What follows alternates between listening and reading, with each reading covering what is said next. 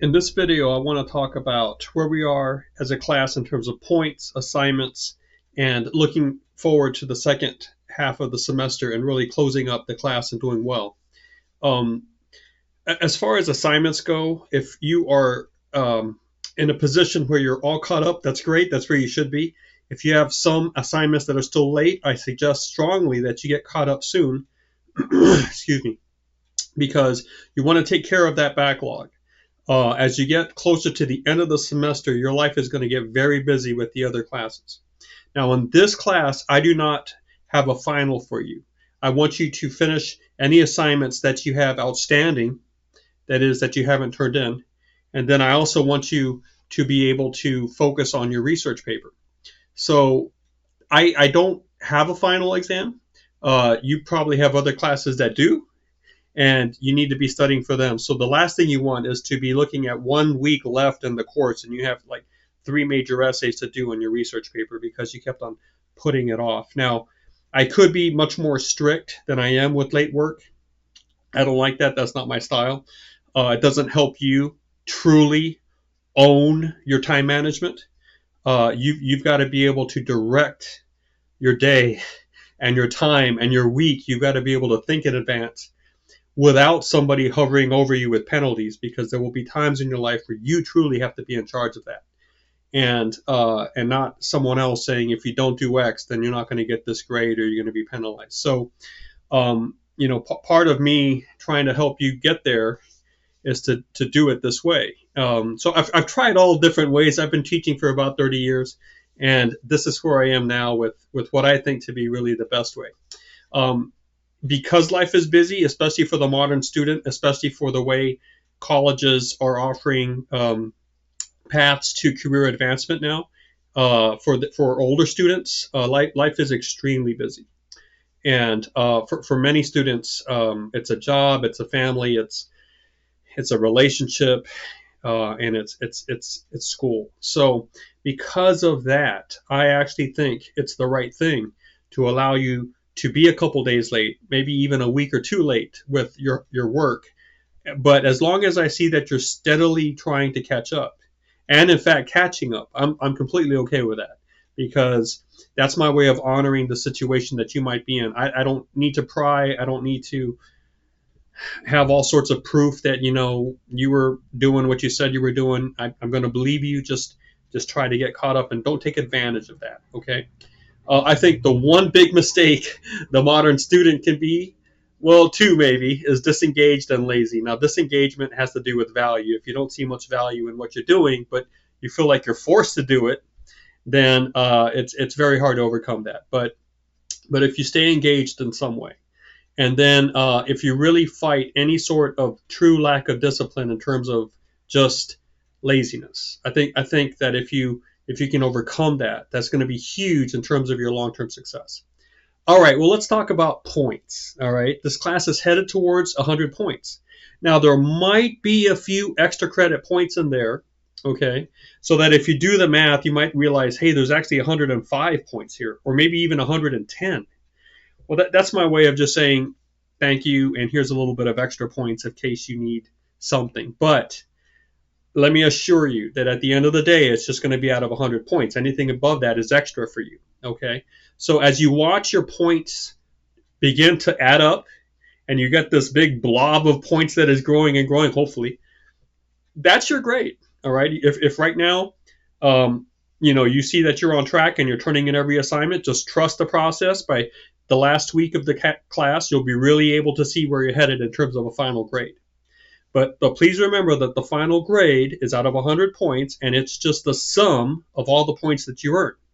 Now, the reason I say this over and over again, to the point where it's probably annoying, is that for most LMSs, which is the learning management system, it could be Canvas, it could be Desire to Learn, it could be Brightspace, it could be Moodle, it could be Blackboard, okay, whatever one the school is using, these online platforms like to give you a lot of metrics, right? Like to give you a lot of numbers in terms of, helping you assess where you are in terms of your growth or your success or your student statistics, if you will, okay? And there's a performance metric that the online course is going to provide for you. Now, that performance metric is basically telling you the average score that you get for an assignment that you turn in. So if you turn in an assignment that's worth 10 points and you get 9 points out of 10, that's 90%, right? You turn another 10-point assignment in, and this time you get 10 out of 10. Now you're at 95%. You see what I'm saying? The average. You're going to get this percentage number, and sometimes it's presented to you just alone as a performance metric, or sometimes it's presented by each assignment, whatever, and it's going to be a percentage, okay? And again, it reflects only how well you do on each assignment. So, let's say the class is out of 100 points, right? And you manage to do 50 points worth of assignments. And let's say you get every single point. So you're sitting at 50, right? Out of 50 possible points at that point, given the assignments that you've done. The performance metric is going to be at 100%, right? But you have only 50 points out of 100. Now, if your final score is out of 100 and you stop working when you have 50 points, that's an F. That's 50%. You see what I'm saying? In terms of the actual grade, how many points did you earn out of the class?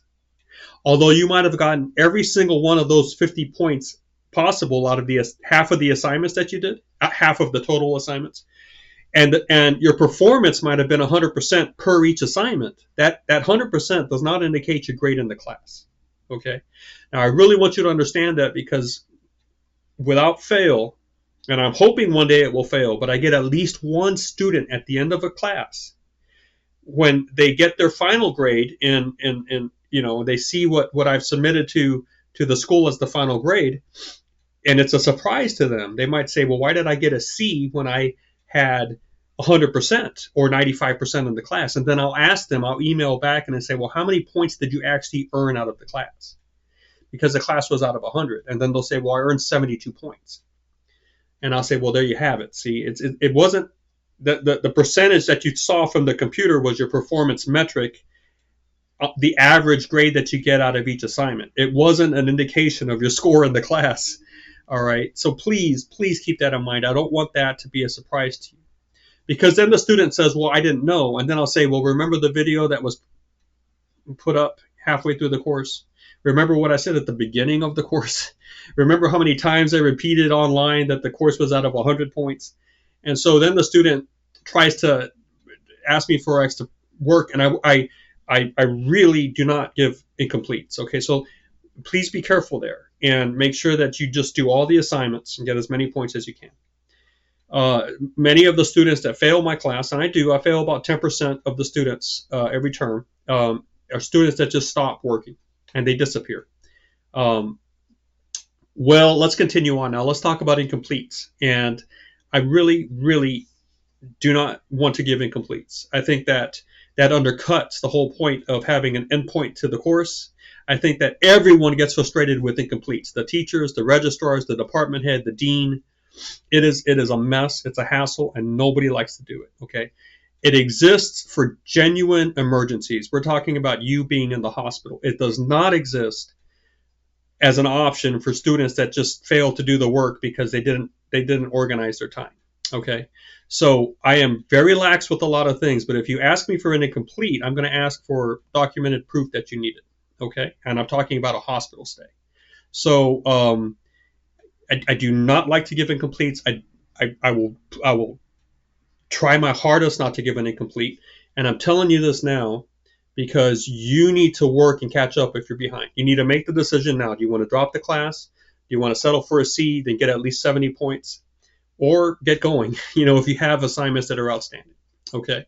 I don't like to be this strict, but I also like to run an efficient classroom that's fair to a lot of people. And incompletes are one thing that I just don't abide. So please understand that you do have that as an option. I can't say no to that, but you have to have an extremely good reason for me to give you an incomplete. Okay. Now, let's talk about revisions and material that are still open. So I leave all the assignments open. You can go back to work folder 1 and you can still see assignments there that you need that are open for you if you missed it or whatever, And the reason I do that is people obviously need to catch up with late work, but also if ever you need to revise something, you can just go back there, take a look at your assignment, take a look at your grade, and then maybe work for a revision.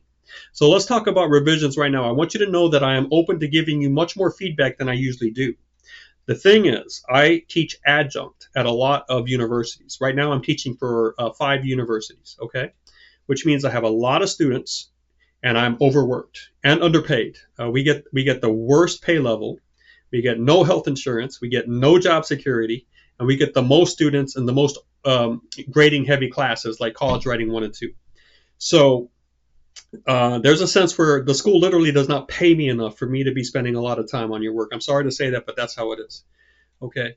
However, I don't like to really operate that way. I want to give you the best experience that you can. So I am completely open to discussing your work if you want that. Okay. So I'm not going to spend a lot of time on each paper,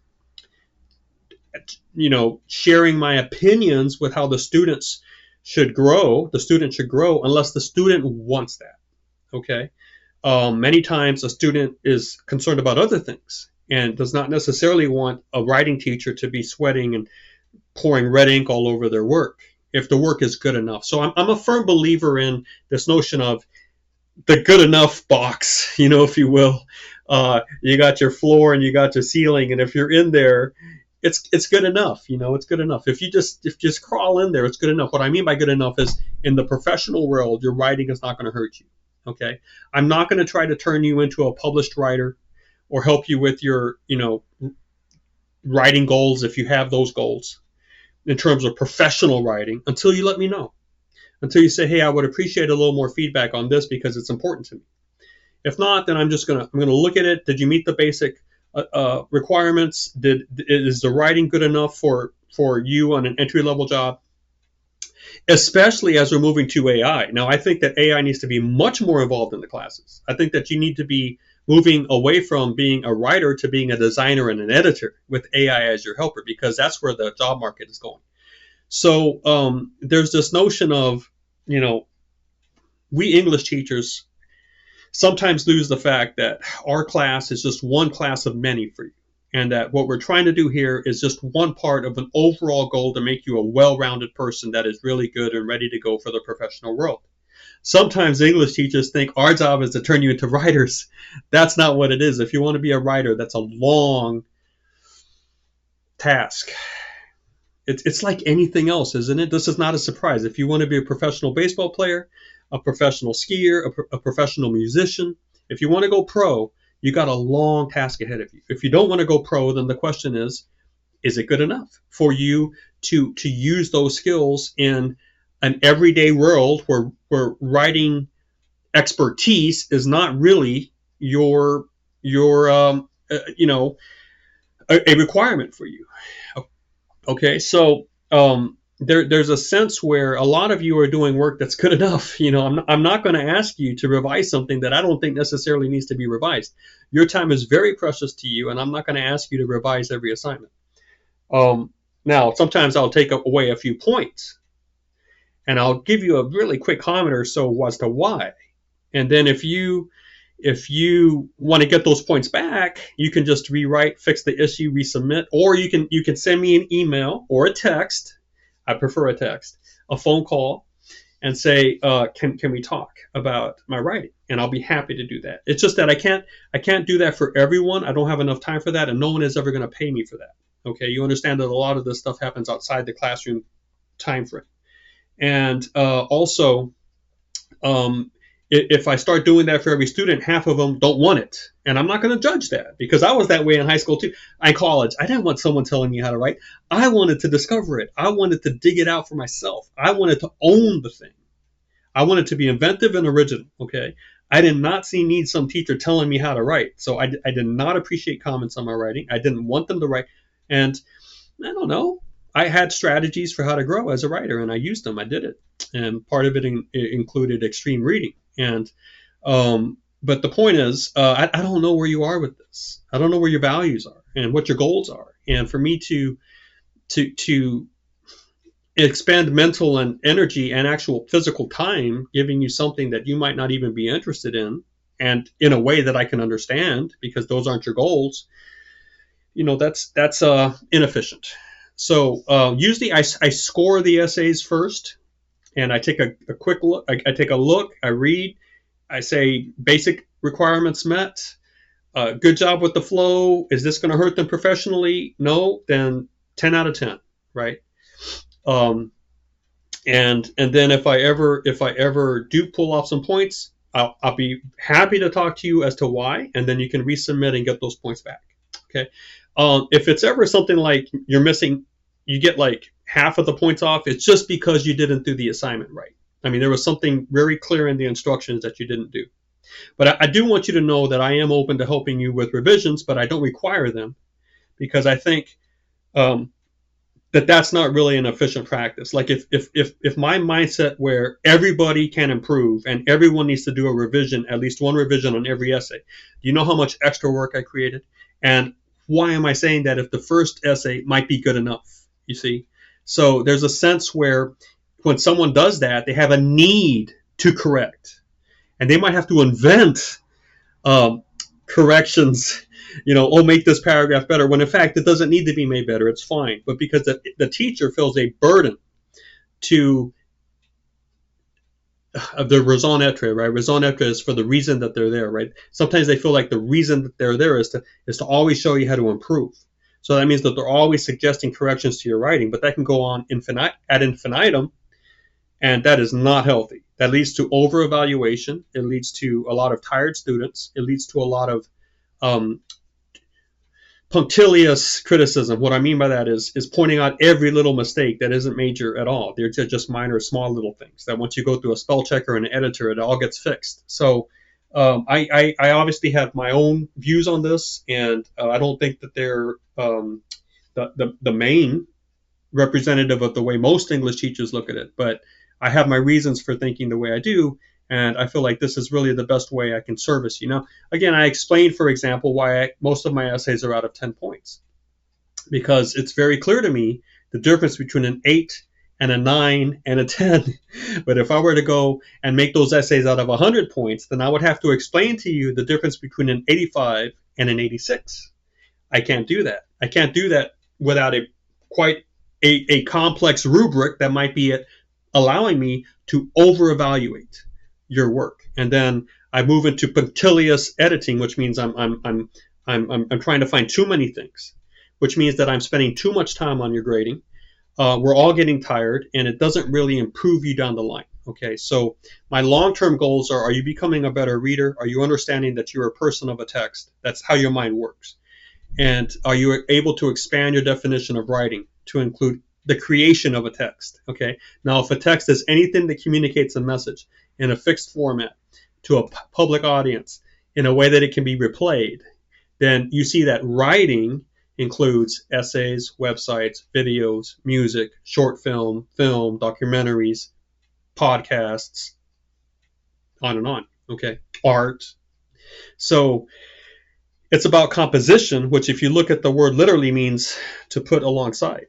And you're putting ideas alongside to make a whole out of the parts, and that whole has to work together. It has to flow. It has to have coherence. It has to create interest, maintain interest, reward interest, right? And that's how your mind works, okay? That's why you have the past, the present, and the future, right? The beginning, the middle, and the end. That's your memories are structured as story. So you may as well realize you're a narrative person, and you should begin to embrace that. And it goes a whole lot deeper than doing assignments for Comp 1 or Comp 2. So that's my long-term goal. My long-term goal is not necessarily to get you to believe that doing an annotated bibliography is actually important for most of you, because most of you will never do something like this again when you get out of college, but you'll never stop being a literate person. So you should work on that, right? And so that's why I'm very able to take the attitude and the stance I take with some of these assignments, because I'm looking long-term in terms of what is really benefiting you and your mind. So, well, that's really quick. I've talked about points. Make sure that you get at least 100 or close, right? Do not look at the percentage, but look at the sum of the totals. I've talked about getting that late work taken care of. I've talked about revisions, and then I've talked about really the goals that I have that I really want to use to guide my actions in the class and how I do these things. So I hope you understand that and meet me halfway. Over it all, I want you to sense that this is a fair and sympathetic experience for you, that I am empathetic and on your side, and that really one of the guiding lights in what I do here is to give you a great experience at the school you're in. It's not that you have a great class with me, it's that you have that this class has helped you have a very good semester, right? And that you're able to move on through college and get this degree that you're paying for. So thank you for listening.